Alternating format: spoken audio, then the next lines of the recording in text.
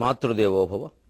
ఎంత అలజడిలోనున్న ఏమి అయినా ఒక్క మారడు తల ఎత్తి దిక్కులకును దిక్కునైయున్న జగదంబ దిక్కుజోడ, దిక్కులకును దిక్కునైయున్న జగదంబ దిక్కుజోడ, ధిక్కరీంద్రమునై సృష్టి ధిక్కరింతు, ధిక్కరీంద్రమునై సృష్టి ధిక్కరింతు. ఏబిఎన్ ఆంధ్రజ్యోతి ప్రేక్షక మహాశయులందరికీ నవజీవన వేదం అనే కార్యక్రమంలో 286వ భాగానికి స్వాగతం పలుకుతున్నాం. ఇప్పుడు మళ్ళీ పరమాత్మ 18వ అధ్యాయంలో మోక్ష సన్యాస యోగంలో 3 రకాల ధైర్యాలను గురించి చెబుతున్నాడు. ధృతిశాపార్థ సాత్వికి, ధృతిశాపార్థ రాజసి, ధృతిశాపార్థ తామసి. ఎంత విశ్లేషణ ఉందో చూడండి భగవద్గీతలో. ఏదో ధైర్యం ధైర్యం గొప్పదనుకున్నా, ధైర్యంలో కూడా సాత్విక ధైర్యం, రాజస ధైర్యం, తామస ధైర్యం. ఇక్కడ ధైర్యం అంటే పట్టుదల. కొంతమంది పట్టుదల పడతారు, పట్టుదల పట్టినంత మాత్రం అన్ని గొప్ప మూర్ఖ పట్టుదల ఉంటాయి. కొన్ని పట్టుచీరల ప్రకటనలో చెబుతూ ఉంటారు, కంచన పట్టు, గంధర్వ పట్టు, పసిడి పట్టు, అన్నిటికంటే గొప్పది మొండి పట్టు, దాన్ని మించింది లేదు. ఇంకా ఈ పట్టు అన్నిటికంటే గొప్పది మొండి పట్టు. అనవసరం మొండి పట్టు ఎందుకు? అదే ధృతి. ధృతి ఎలా ఉండాలి? దేనికోసం నువ్వు పట్టుదల పట్టాలి? దేనికోసం కొంచెం పట్టుకుని వదిలేయాలి, దేనికోసం అసలే పట్టుదల పట్టకూడదు. మన అహంకారం కోసం ఎప్పుడూ పట్టుదల పట్టకూడదు. ఒక జాతి ప్రయోజనాల కోసం, ఒక ధర్మాన్ని కాపాడడం కోసం, విశాల మానవ సంక్షేమం కోసం పట్టుదల పట్టవచ్చు. ధృత్యా యయా ధారయతే మనఃప్రాణేంద్రియ క్రియాక యోగేన అవ్యభిచారిణ్యా ధృతిశాపార్థ సాత్వికి. మనోధైర్యం, పట్టుదల, గుండె ధైర్యం అనే వాటిల్లో కూడా 3 రకాలు ఉన్నాయి అర్జున. ధృత్యా యయా ధారయతే మనఃప్రాణ ఇంద్రియ క్రియాక. ధృత్యా ధైర్యం చేత, యయా బుద్ధ్యా ఏ బుద్ధి చేతనైతే ధైర్యం వహించి, మనఃప్రాణ ఇంద్రియ క్రియ మనస్సు, ప్రాణము, ఇంద్రియ క్రియలు వీటిని ధైర్యంతో అదుపులో పెట్టుకోవడం. వదిలేయడం అనలేదు, ఆపడం అనలేదు. గమనించండి, అదుపులో పెట్టడం. బండి నడిపేవాడు, బండి నడిపేవాడు గుర్రాన్ని అదుపులో పెడతాడు. అందుకని కట్టేస్తే బండి ఎలా నడుస్తుంది? అలాగని వదిలేస్తే అది ఎక్కడికి వెడుతుందో తెలియదు. ఇంతే. బుద్ధింతు సారథం విద్ధి. మనఃప్రగ్రహమే వచ్చ, మనస్సు పగ్గం, బుద్ధి సారథి, ఇంద్రియాలు అశ్వాలు. ఇంద్రియాల్ని ప్రసరించనివ్వాలి. ఎందుకంటే కళ్ళు, ముక్కు, చెవి, నాలుక ప్రసరించకపోతే వాటికి విషయాలు ఎలా అందుతాయి? ఇప్పుడు తమలపాకులు వేసుకోమన్నాను. తమలపాకులు వేసుకుంటే శృంగార భావాలు కలుగుతాయి. ప్రతిసారి ఏం కలగవు, కంగారు పడక్కర్లేదు. ప్రమాదం ఏమంటుకోదు దాంట్లో. అందుకని తమలపాకులు వేసుకుంటే శృంగారం నేను మానేస్తాను, అవసరం లేదు. ఎందుకు అంత? ఆ శృంగారం భార్య ఎందు ఉండాల్సిందేగా, భర్త ఎందు ఉండాల్సిందేగా, వేసుకోవాలి. అంటే గృహస్థైన వాడు తాంబూలం వేసుకోవాలి. వేసుకోకపోతే నేరం అని కాదు, వేసుకోవడం అవసరం, మంచిది. ఇంకేమిటి ఇంతకంటే ఏం చెప్పాలి? బ్రహ్మచారిని వద్దన్నారు. ఇప్పుడు అసలు వేసుకుంటే ప్రమాదమేదో జరిగిపోతుందని కాదు. దాంట్లో కొంచెం శృంగారాన్ని పెంచే లక్షణం ఉన్నప్పుడు అది బ్రహ్మచారి అయిన వాడు సేవిస్తే మరి వాడికి ఆ బుద్ధి కలిగితే, ఇవాళ తమలపాకులు అవసరం లేకుండా తాటాకులే ఉన్నాయి టీవీల్లోనూ. తమలపాకులు ఎందుకు? రెచ్చగొట్టడానికి చాలా ఉన్నాయి. అంటే ఈవేళ తమలపాకుల గురించి అంత చెప్పాల్సిన అవసరం లేదు. అసలు వేసుకునేవాళ్ళు లేరు. ఎందుకు వచ్చిన గొడవ? ఇవి తమలపాకులు ఎక్కడ దొరుకుతున్నాయంటే గుడి దగ్గర. ఎందుకంటే దేవుడికి ఇవ్వడానికి. అవి ఎవరు వేసుకుంటారో తెలియదు. వాటి నిండా గంగ సింధూరం అది పోస్తారు, వేసుకుందుకు పనికిరావు. మనకి ఓ జాగ్రత్త మంది. అందమైన తమలపాకు నిజంగా నాకు దేవుడు పూజకు వాడొచ్చునన్న తప్పు లేదు. ఇంట్లో వాడుకోవలసినవి. అసలు తమలపాకును చూస్తేనే చాలా లలితంగా, సరసంగా బోల్డ్ ఆలోచనలు వస్తాయి. తమలపాకులు లాంటి పద్యాలు వస్తాయి. జాతి ఈ సరసాన్ని మొత్తం, నవరసభరిత జీవితాన్ని మొత్తం మర్చిపోయి ఎంతసేపు ఏదో ఉంటే పూజ, లేకపోతే శుభ్రంగా పూటుగా తినడం, అంతే. ఇంక పూజకు వాడితే మళ్ళీ దాన్ని ఇందులో వాడకూడదు. ఎందుకు వాడకూడదు? ఆ తమలపాకు మంచిదంటే దాన్ని ఏం చేయాలి? ఇంద్రియాన్ని ప్రసరించనివ్వాలి. సరసం ఉండాలి, శృంగారం ఉండాలి. అది భార్యాభర్తల మధ్య మాత్రమే ఉండాలి. అది అక్కడ మనం ధైర్యంతో బుద్ధిని నిగ్రహించుకోవాలి. అంటే ఎవరో కనపడతారు, ఏదో మాట్లాడతారు, రకరకాల దానికి ఉంది. మంచిదమ్మా, సంతోషం, వెళ్ళండి, అంతే అయిపోయింది. పొడిగించకూడదు దాన్ని. లేదు ఫోన్ చేశారు, అయిపోయింది, వారు కావాల్సింది చెప్పేసాం, అయిపోయింది అంతటితో. వారు మళ్ళీ ఎప్పుడో ఫోన్ చేశారు ఒక వారం రోజులకి, ఈ మధ్యలో మీరు చేయలేదు ఏమిటండి అని అనకూడదు, కొంపలు అంటుకున్నట్టే. ఈయన నేను రోజు చేయాలని ఆశిస్తున్నారన్నమాట అని మాట్లాడతారు. తప్పది. అది ఎందుకు ఇవ్వాలి అవకాశం మనం? అలాగే వారు మాట్లాడతారు ఒక్కోసారి, మేము మిమ్మల్ని విసిగిస్తున్నట్టుగా, లేదమ్మా ఏదైనా అవసరం ఉంటే చేయండి, లేకపోతే ఎందుకు అని చెప్పాలి. లేదండి మీరు మాట్లాడుతుంటే చాలా బాగుంది, మళ్ళీ మాట్లాడాలని అనిపిస్తుంది అంటే అది తప్పే. అనవసరంగా వారిని రెచ్చగొడుతున్నాం మనం. ఇప్పుడు ఇందులో ఎవరి ప్రభుత్వంలో దోషం వచ్చినా గొడవలు ఖాయం. ఇదే బుద్ధిని నిగ్రహించుకోవడం. ధృత్యా యయా ధారయతే మనః ప్రాణ ఇంద్రియ క్రియాక. మనస్సును నిగ్రహించుకోవాలి, ప్రాణాన్ని నిగ్రహించుకోవాలి, ఇంద్రియాలను నిగ్రహించుకోవాలి. దీనికి ధృతిని, ధైర్యాన్ని ఉపయోగించాలి. ధృతి సాపార్థ సాధ్విక. ధృతి అంటే పట్టుదల, ఆపడం, అదుపులో పెట్టడం. అక్కడ పట్టుదల పట్టు. పరస్త్రీల విషయంలో, పరపురుషుల విషయంలో మనస్సు పరిగెడుతుంటే అక్కడ పట్టుదల పట్టు. ఏమిటి కొత్తగా పొందేది అని ఖచ్చితంగా చెప్పు. చెల్లు మనట్టు చెప్పు, మనస్సుకి వింటుంది. ఎందుకు వినదు? మన మనస్సుకు మనం చెప్పుకుంటే వింటుందండి. ఇతరులు చెబితే వినదు. మన మనస్సులన్నీ అంతే, ఇతరులు చెబితే వినవు, మనం చెప్పుకుంటే వింటుంది. నా మనస్సు ఎంత చెప్పినా వినట్లేదు, అసలు ఆ మనస్సు ఎవరో నువ్వెవరో వెతుకు, అప్పుడు తెలుస్తుంది. ఎంత చెప్పినా వినట్లేదు అంటే ఆ మనస్సు వేరు, నువ్వు వేరు అనుకుంటున్నావు కదా, ఆ వేరేమిటో పట్టుకో. అదే చెప్పాడు రమణ మహర్షి. జపము చేయనప్పుడు ఎంత చక్కగా చెబుతాడో మహానుభావుడు. రమణ జపము చేయనప్పుడు మంత్రనాదము ఎందుండి ఉదయించుచున్నదో పరికించుడు, ఆ పరికించు మనస్సు అందే లీనమగను, అది ఏ తపస్సు. ఒక్కొక్క మాట ఎన్నిసార్లు అనుకుంటానో, ఎంత మతలబుందో ఇందులో సరిగ్గా అర్థం అవుతుంది ఎప్పటికీ. ప్రయత్నం చేస్తున్నాం, మహానుభావుడు చెప్పాడు, కుదరడం లేదు. ఏమిటిది? మనస్సును గమనించడం ఏమిటి? మనస్సు వేరా, నేను వేరా, ఆ నేనైన వేరుని పట్టుకోలేకపోతున్నామేమిటి? ఈ ఆలోచన రావాలి. ఈ మథనం ఎప్పుడైతే మనలో ఉందో, ఇవాళ కాకపోతే రేపైనా రమణ మహర్షికి విరూపాక్ష గుహలో దొరికినటువంటి ఆత్మ మనకి మన ఇంట్లో దొరుకుతుందమ్మా, అభ్యంతరం ఏం లేదు. ఆ పట్టుదల ఉండాలి. అలాగే ప్రాణాన్ని నిగ్రహించుకోవడం, ప్రాణాన్ని ధైర్యంతో పట్టుకోవడం ప్రాణాయామం, యోగ ప్రక్రియ. రామ్దేవ్ వంటి మహాయోగులందరూ చెబుతున్నారు చెయ్యాలి. ప్రాణాయామం వల్ల ఆయుర్దాయం పెరుగుతుంది. ఆయుర్దాయం పెరగడం మళ్ళీ ఆస్తులు సంపాదించడానికి కాదు. ఆయుర్దాయం పెరగడం ఎందుకు? మనకున్న ఆయుర్దాయంలో మనం ఆత్మజ్ఞానాన్ని పొందకపోతే మళ్ళీ జన్మెత్తాలి. అందుకని ఆయుర్దాయాన్ని పెంచుకోగలిగితే ఆత్మజ్ఞానాన్ని పొందడానికి ఇంకాస్త కాలం మనం సంపాదించుకున్న వాళ్ళం అవుతాం. జాతకం ప్రకారం చెబుతారు 70 ఏళ్ళు నువ్వు పెంచుకోవచ్చు. ప్రాణాయామం ద్వారా సాధ్యం అది. అంతేకాదు ప్రాణాయామం ద్వారా మనోనిగ్రహం కూడా సాధ్యం అవుతుంది. ఎందుకంటే ప్రాణవాయువు మీదే మనస్సు ఆధారపడింది. ఆ ప్రాణవాయువు సంచరించే విషయాన్నే మనం గమనించామనుకోండి, శ్వాస మీద ధ్యాస అంటారు దాన్ని. ఆ శ్వాసతో పాటే ప్రయాణం, దాంతో పాటే మంత్రం, దాంతో పాటే జపం, అలా పైకి కిందికి వస్తున్న మనస్సు నిలబడుతుంది. ఇది ధృత్యా యయా ధారయతే మనః ప్రాణ ఇంద్రియ క్రియాక. కాస్త ధైర్యం వహించి మనస్సుని, ప్రాణాలని, ఇంద్రియ క్రియలను కూడా. నాలుక రుచి కోరింది, మంచిదే, మిరపకాయ బజ్జీ కావాలి ఇంట్లో వేయించుకో, పానీపూరి కావాలి ఇంట్లో వేయించుకో. అంతేగాని బయట దొరికింది కదా రోడ్డు పక్కనే వచ్చేది, దుమ్ము ఉంటుంది వాటిలో, అసలు ఏ నూనెలో వేయించాడో. పైగా వాడిన నూనె 4-5 సార్లు వాడుతున్నారు. వాళ్ళకి ఏమిటండి మన ఆరోగ్యాల మీద దృష్టి? వాడి వ్యాపారం వాడికి సాగితే చాలు. లేదు బుద్ధి కొంచెం చాపల్యం వచ్చింది, 1 తిను 2 తిను, వచ్చేయి డబ్బులు ఇచ్చేయి, వాడు అడిగిన రూపాయలు ఇచ్చేయి, ఆరోగ్యం చెడగొట్టుకోకు. ఇక్కడ ఇంద్రియ క్రియా, అలాగే చూపులు, అలాగే ఘ్రాణము.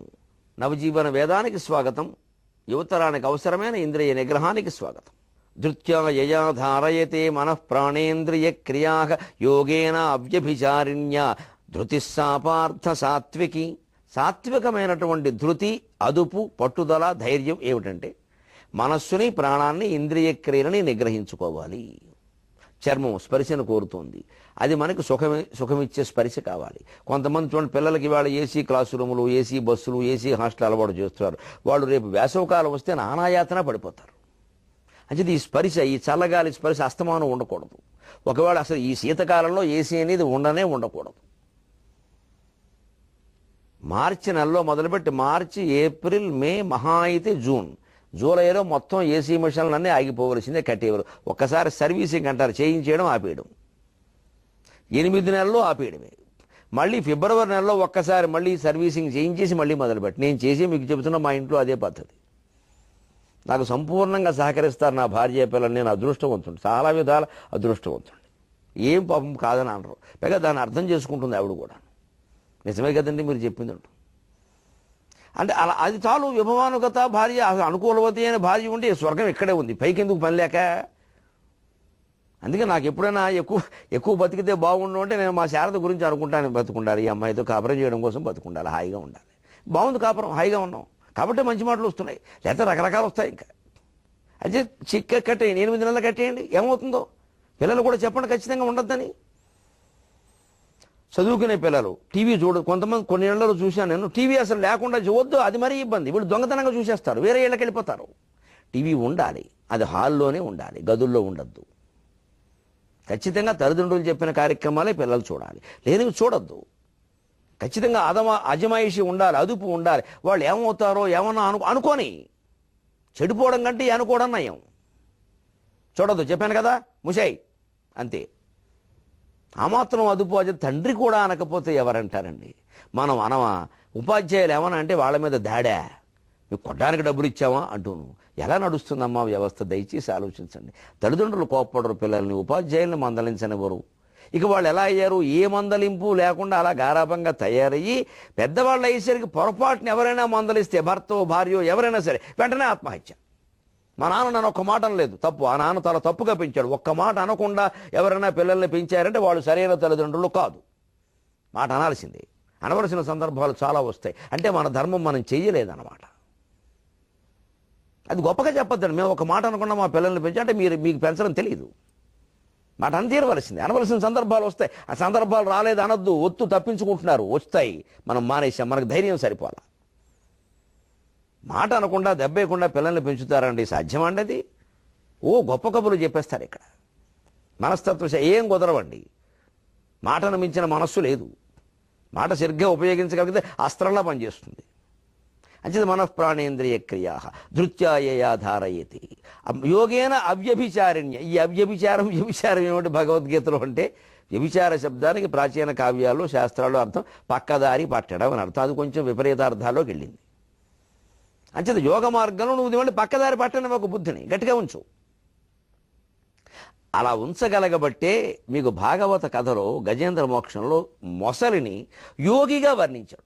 పాదద్వంద్వమునేలమోపి పవనున్ బంధించి పంచేంద్రియోన్మాదంబున్ బరిమార్చి బుద్ధిలతకున్మారాకు హత్తించి నిష్ఖేద బ్రహ్మపదావలంబనగతిన్ క్రీడించు యోగీంద్రు మర్యాదన్ నక్రము విక్రమించే కరిపాదాక్రాంత నిర్వక్రమై. నక్రము విక్రమించే కరిపాదాక్రాంత నిర్వక్రమై. మీకు విశేషం అండి భాగవత కథల్లో ఎక్కడ మనం అనుకునే ఆంగ్ల భాషలో అనుకునే విలన్ అనేవాడు కనపడ్డు. హిరణ్యకశ్యపుడు, ఈ గజేంద్ర మోక్షం కథలో మొసలి, అంబరీషుడి కథలో దుర్వాసుడు, బాలకృష్ణుల లీలల్లో కంసుడు, ప్రతి నాయకుడు. అంతేగాని విలన్లు కాదు వాడు. కంసుడు గొప్ప వేదాంతం చెబుతాడు, మనం చెప్పుకున్నాం. కంసుడు గొప్ప తత్వవేత్త. ఆయన విలన్ అంటే అలాగా మనం ఒప్పుకోం. అసలు విలన్ అనే భాష మన నాట్య పరిభాషలో లేదు, భరతుడి నాట్యశాస్త్రంలో లేదు. ప్రతి నాయకుడు అంతే. నాయకుని ప్రయోజనాలకు ఆటంకం కలిగించేవాడు ప్రతి నాయకుడు. వాడు విలన్ అయిన దుర్మార్గుడు అని మేము అనలేదే. రావణాసుడు దుర్మార్గుడు కాదు, దుర్యోధనుడు దుర్మార్గుడు కాదు, ప్రతి నాయకుడు వాళ్ళు.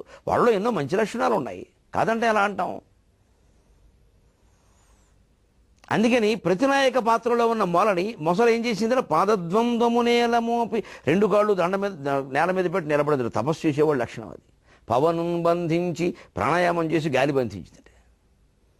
పంచేంద్రియోన్మాదంబున్ బరిమార్చి, పంచేంద్రియాలని ఎక్కడికి వెళ్ళలేకుండా ఒక్కచోట పెట్టింది. అంటే మనకు భౌతికంగా చూస్తే మొసలి ఏనుగు లాంటి బలమైన జంతువును పట్టుకోవాలంటే ఇవన్నీ చేయాలి. 2 కాళ్ళ మీద ముందు గట్టిగా నిలబడాలి. ఊరికే పాకుతుంటే జరిగే వ్యవహారం కాదు అది. ఆ పైన పవనును బంధించి ప్రాణాలు ఉగ్గబట్టాలి. బండ పని చేసేవాడు, రోడ్డు రోలర్ దగ్గర పనిచేసేవాడు చూడాలి, గంటాలంటే అని అనకూడదు. కానీ వాళ్ళు రకరకాల అశ్లీల పదప్రయోగాలు కూడా చేస్తారు. అక్కడ అది చెల్లుతుంది. అందుకే నేను చెప్పాను, తమో గుణం కానీ, అశ్లీల పదాలు కానీ, మాంసాహారం కానీ, మద్య సేవనం కానీ అన్ని చోట్ల దోషం కాదు. విపరీత ప్రచారాలు చేయొద్దు. అన్ని చోట్ల దోషం కాదు అది. బండ పని చేసేవాడికి రాకూడని మాట 103 వస్తే తప్ప వాడి పని నడవదు. అనవసరం వాడికి అది రామనామస్మరణతో సమానం. వదిలేయండి, ఆ విషయం మనం నేర్చుకోవద్దు. లేదు వాడు చేయలేడండి, మీరు చేసి చూడండి తెలుస్తుంది. అలాగా అంత బండరాయి పైకి లేపాలంటే వాడికి ఏదో మాట నోటమోట వస్తుంది. వాళ్ళు ఎవరు పట్టించుకోరు, మనము పట్టించుకోరు. అది మనం నేర్చుకుంటున్నాం. ఇవాళ వాళ్ళు మానేశారు. వాళ్ళు పాపం చాలా భక్తులై స్వామియే అంటాడు. వాడు మంచివాడు అయ్యండి. సరే మనం నోరు విప్పితే భూతులు మనకు వస్తున్నాయి. విపరీతమైంది అంతా. వాళ్ళు భక్తులయ్యారు విచిత్రంగా. వాళ్ళకి శాస్త్రం అవకాశం ఇచ్చింది. వాళ్ళు ఏదో ఆ బండపం చేస్తున్నారు, వాళ్ళకి ఏదో రాకపోతే నడవనియండి అన్నారు. వాళ్ళేమో స్వామి ఏ శరణమయ్య పాడ్డారు. మనం ఏమంటున్నామో మనకు తెలుసు. ఈ విపరీత ప్రవృత్తులే లోకాన్ని తలకిందులు చేస్తున్నాయి. బలం పాదద్వంద్వం పవనును బంధించి ప్రాణాలను బెగ్గబెట్టాడు, ఇంద్రియాలను ఆపాడు. ఇక్కడి నుంచి చూడండి ప్రకటన. ఇది మొసలికి యోగికి రెండింటికి వర్తిస్తుంది. ఇక ముందుది మాత్రం యోగికే వర్తిస్తుంది. బుద్ధిలతకున్ మారాకు హత్తించి నిష్ఖేద బ్రహ్మపదావలంబన గతిని క్రీడించు యోగీంద్రు మర్యాదన్. బుద్ధిలతకు మారాకు హత్తించడం మొసలికి సంబంధం లేదు, కానీ యోగికి సంబంధం. ఎందుకంటే తపస్సు కూర్చున్నాక, యోగాభ్యాసం అనేది అలవాటయ్యాక బుద్ధి ఒక లతలాగా పాకుతూ ఉంటుంది. తీగకి పాకడం లక్షణం కదా, పాకుతుంది. ఆ లక్షణం ఏమిటి? తీగ రాగానే మనం ఏదైనా మొక్క తెచ్చి పాతాం, వేసాం, కొద్దిగా నీళ్లు పోసాం, కొంచెం తీగ సాగింది అనుకోండి, బాగుంది అంటాం. ఒక ఆకేసేసింది, ఏదో పిల్లాడు పుట్టినంతగా ఆనందిస్తాం. కానీ కంగారు పడిపోకూడదు. మారాకు వెయ్యాలి, మూడో ఆకు వెయ్యాలి, అప్పుడే అది నిలబడుతుంది. ఎందుకంటే ఒక్క ఆకు అలా బయటకు వస్తే ఏదైనా చిన్న కీటకాలు తెలిసిందంటే పోతుంది, గాలికి కూడా ఎండిపోతుంది. జాగ్రత్త చూడాలి. దాన్ని పసిబిడ్డను చూసినట్టే బాలారిష్టాలు అంటారు. ఒక ఏడాది వరకు పసిబిడ్డని అలా పువ్వుల్లో పెట్టి చూడాలి, తప్పదు. వ్యాధి నిరోధక శక్తి తక్కువ ఉంటుంది. వాడికి 10 ఏళ్ళు వచ్చాక మనం చూడక్కల, ఇంక చూసినా ఉండడు వాడు. అంతే, మొక్క కూడా అంతే. అందుకని మనకు బుద్ధిలో భగవత్ సంబంధమైన ఆలోచనలు, భక్తో జ్ఞానము వైరాగ్యం వచ్చినప్పుడు దాన్ని చిగురాకు, మారాకు, మరో ఆకు వేసి కాస్త కాండం గట్టిపడే వరకు మనం చూడాలి దాన్ని. ఈలోపే పక్క మార్గాలు పట్టేయకూడదు. ఇవాళ చాలాసేపు భజన చేసాం అన్నట్టే చెయ్యి, కాసేపు పుస్తకం చదువు, కాసేపు మంచి ప్రవచనం విను, కాసేపు విను. ఇంక ఒక్కటి వెంటంతో అయిపోయింది ఏమిటి? అలాగా దాన్ని కొనసాగించాలి. కొనసాగిస్తూ ఉంటే అది మనస్సుకు పడుతుంది. ఇవాళ తెలుసుకోలేని రేపు తెలుస్తాయి. పాదద్వంద్వముని ఏలమోపి పవనును బంధించి పంచేంద్రియోన్మాదంబున్బరి మార్చి బుద్ధిలతకున్మారాకు హత్తించి నిష్ఖేద బ్రహ్మపదావలంబన గతిన్ క్రీడించు యోగీంద్రు మర్యాదన్ నక్రము విక్రమించి హరిపాదాక్రాంత నిర్వక్రమై. నా నోట పొరపాటున ఎందుకు వచ్చిందో హరిపాదాక్రాంతం వచ్చింది. ఎందుకో తెలుసా? ఈ పద్యం మీద నా అభిప్రాయం అది. పోతన గారు కరిపాదాక్రాంత అని మామూలుగా వాడాడు, కానీ ఒక అక్షరం మార్చుకుంటే హరిపాదాక్రాంత నిర్వక్రమై. మొసలి కరిపాదం ఎందుకు పట్టుకుందంటే హరిపాదం కోసం పట్టుకుంది. ఎందుకంటే హరి కావాలంటే కరిని పట్టుకోవాలి. హిరణ్యకశ్యపుడు కూడా ప్రహ్లాదుని ఎందుకు పట్టుకున్నాడు అంటే శ్రీహరి రావడం కోసం పట్టుకున్నాడు. ఏదో తమో గుణం అని ఆ పాత్ర కోసం అలా చెప్పాం, కానీ వాడేమి దుర్మార్గుడు కాదు. హరి దొరకాలంటే ఈ పిల్లాన్ని పట్టుకోవాలి, ఇంకేం చేయమంటావు? వాడు దారిలాగా మహర్షులు పారిపోయారు, దేవతలు పారిపోయారు. ఈ మిగిలింది వాడు అబ్బాయి ఉన్నాడు. వీడు అబ్బాయి ఎక్కడికి పోతాడు? వీడింటూనే ఉంటాడు. అందుకని వాడు పట్టుకున్నాడు. నిన్ను బాధ పెడితే కానీ వాడు రాడరా, నాకు ఆయన రావాలరా, నన్ను ఆయన చంపాలరా, నా చోటుకి నేను పోవాలరా, స్వామివారు అనవసరంగా నాకు శిక్ష వేశారా, నేను ఈ లోకంలో నేను ఉండలేకపోతున్నాను. ఇది హిరణ్యకశ్యపుని అంతరంగం. అందుకని ప్రహ్లాదుని పట్టుకుని హిరణ్యకశ్యపుడు ముక్తి పొందినట్టే కరిని పట్టుకుని మొసలి ముక్తి పొందుతోంది, ఉత్తమ గతిని పొందుతుంది కనీసం. అందుకని కరిపాదం కాదు, అది హరిపాదం. హరిపాదం కోసం కరిపాదం పట్టుకుంది. అంచేత యోగిలా చేసింది ఆ పని. లేకపోతే మరి పోతన గారు ఈ కథలో మొసలిని ఒక దుర్మార్గమైన మనిషిగా, వ్యక్తిగా, ఒక రౌడీగా చిత్రించాలి కదా, అలా చేయలేదే.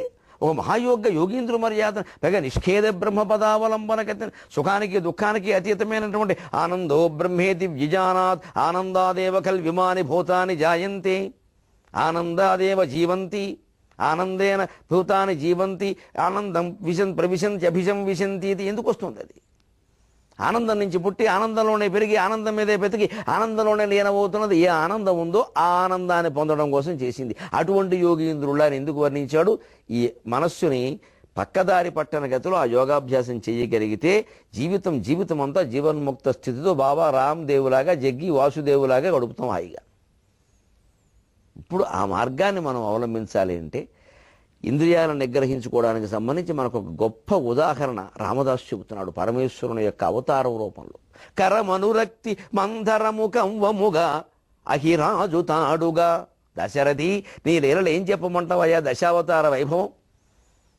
కరమనురక్తి మందరము కంవముగా అహిరాజు తాడుగా దొరకొని దేవదానవులు దుగ్ధపయోధి మధింపబూనుచో దొరకొని దేవదానవులు దుగ్ధపయోధి మధింపబూనుచో ధరణి చెలింప లోకములు తల్లడమందగ ధరణి చెలింప లోకములు తల్లడమందగ కూర్మమై ధరాధరము ధరించి తీవ్యగద దశరథి కరుణాపయోనిధి. దేవతల మీద, ధర్మం మీద, అమృతం మీద నీకెంత ప్రేమో గాని స్వామి. కరమనురక్తి మంధరము కవ్వముగా, మంధర పర్వతాన్ని కవ్వంగా, అహిరాజు తాడుగా, వాసుకిని దానికి తాడుగా, కవపు తాడుగా దొరకొని పూనుకొని దేవదానవులు దుగ్ధపయోధి మదింపబూనుచు, దేవతలు దానవులు పాలసముద్రాన్ని మదింపబోతూ ఉంటే ధరణి చెలింప. ఓ ఈ పర్వతం పైకి తేలిపోతుంది, సముద్రంలో మునుగుతోంది, తేలిపోతుంది, అక్కడ మునిగిపోతుంది, మందరం మునిగిపోతుంది. మరి అలా మునిగిపోతూ ఉంటే చిలకడం ఎలాగా? మట్టి రాలిపోయి అందులో కరిగిపోతుంటే లోకములు తల్లడమందగా, లోకాలని తలడిల్లిపోతూ ఉంటే కూర్మమై ధరాధరము ధరించి తీవే కదా, కూర్మావతారం ఎత్తి లోపలికి వెళ్ళి ఆ పర్వతాన్ని మొత్తం పైకి లేపి కాయిగా దాని మీద పెట్టుకుని చక్కగా చుట్ట కుదురు మీద పెట్టుకుని మధ్య పెరుగుకుండని చిరిగినట్టుగా స్వామి ఆ తాబేలు చుట్ట కుదురులా అక్కడ నిలబడి ఆయన గుండ్రంగా ఉండే, ఆయన అలా నిలబడి తాబేలు ఆ పై డెప్ప కూడా చుట్ట కుదురులా గుండ్రంగా ఉంటుంది. అలా ఉండి మీరు పైన ఇలా కవ్వం కింద పెట్టుకుని తరచుకోండి, మథనం చేసుకోండి అని ఎందుకు చేశారండి? తాబేలు ఇందాక చెప్పుకున్న మన ప్రాణేంద్రియ క్రియాగా, ఇంద్రియ క్రియలని నిగ్రహించుకోవడానికి తాబేలు చాలా గొప్పది. యదా సంహరతే జాయం కూర్మో అంగానీవ సర్వశః ఇంద్రియాణి ఇంద్రియాధ్యేభ్య తస్య ప్రజ్ఞా ప్రతిష్ఠిత. ఇంద్రియాలు నిగ్రహించుకునే విషయంలో అర్జున తాబేలులా ఉండవయ్యా అని 2వ అధ్యాయంలోనే చెప్పాడు సాంఖ్యయోగంలో. నిజానికి భగవద్గీతలో నా అభిప్రాయం చెబుతున్నా, ఈ మోక్ష సన్యాస యోగం చాలా వివరంగా ఉంటుంది, కానీ నా దృష్టిలో అత్యుత్తమమైన యోగం సాంఖ్యయోగం అండి. అందులో ఆ స్థితప్రజ్ఞ లక్షణాలు చివరిలో ఉంటాయి. అవి ఒక్కటి అనుసరించగలిగితే ఇంకేం అక్కల అన్నీ అందులో ఉన్నాయి. ఇక మిగిలిన భగవద్గీత అంతా ఒక రకంగా దానికి విపులమైన వ్యాఖ్య. ఆ సాంఖ్యయోగం 2వది. అందులో నా స్థితప్రజ్ఞ లక్షణాలను ఒక 20 శ్లోకాలు రోజు పారాయణ చేయమని నేను చెప్పను, అవద్దు. రోజు అనుసరించండి. ఒక్కటి చదివాం, అది అనుసరించాలి. అది పూర్తిగా వచ్చిన తర్వాత ఇంకోటి నోటికి రావడం కాదు, అది ఆచరణలోకి రావాలి. దెబ్బ తింటున్నామంటే మళ్ళీ, అంతేగాని అవి చదివితే మొత్తం భగవద్గీత చదివినట్టే అనే భ్రమలో నేను పెట్టదలుచుకోవాలి. అలాంటిది ఏమీ లేదు. అలాంటి ఇంపార్టెంట్లు ముఖ్యమైనవి చెప్పడం నా వల్ల కాదు, నేను చెప్పను. కృష్ణుడు కూడా చెప్పాల ఇది చదివితే పుణ్యం, ఇవన్నీ వద్దు. అది చదివితే బాగుపడతాం, ఖచ్చితంగా ఆచరిస్తేనే బాగుపడతాం, చదివితే కాదు. మంచి సాంఖ్యయోగం గొప్పది నా దృష్టిలో. అలాగే స్థితప్రజ్ఞ లక్షణాలు అందులో గొప్పవి. నాకు ఎప్పుడైనా కాదు చదువుకోవాల్సి ముందు అవే తీస్తాను. ఇవన్నీ మనం చూస్తున్నాం, పోనీ వీలైనా చేద్దాం, ఇంకేం చేయాలి, ఏం చేస్తే ఈ లక్షణం మనకు వస్తుంది అని ఆలోచిస్తాను. నేను కూడా యథాశక్తి నేను ప్రయత్నం చేస్తున్నాను, మీరు చేయండి. అందుకే నా తాబేలు ఏం చేస్తుండే, ఏదైనా ఇంద్రియముల కర్పరము అలికిడి అయిన ఎంతనే, కొంచెం అలికిడి అయితే చాలు. ఇంద్రియముల వలలోన చిక్కకయే, ఈ తాబేలు కర్పరములో పలవడి ద్రాచు, అలికిడి అయిన చాలు తన అంగములన్నియు కర్పరమ్ములో పలబడి దాచు కచ్చపము, కర్పరమ్ములో పలబడి దాచు కచ్చపము. ఇంత అలికిడైతే చాలు, అట్లా అవయవాలన్నీ ఆ కర్పరం అంటే ఆ తాబేలు పైన ఉండే డిప్ప, దాని పైకి ఇలా లాగిస్తుంది లోపలికి. పాఠము నేర్పదే ఆత్మకు ఇంద్రియముల వలలోన చిక్కయ ముక్తిని పొందగా. మన ఆత్మకి, నిజానికి మన బుద్ధికి పాఠం చెబుతుంది. ఇంద్రియముల వలలోన చెక్కకయ్య ముక్తిని పొందగా అంటే ఏదైనా చూడకూడని దృశ్యం మనకు కనపడింది. చూడకూడని అంటే అర్థం అశ్లీలం అని కాదు.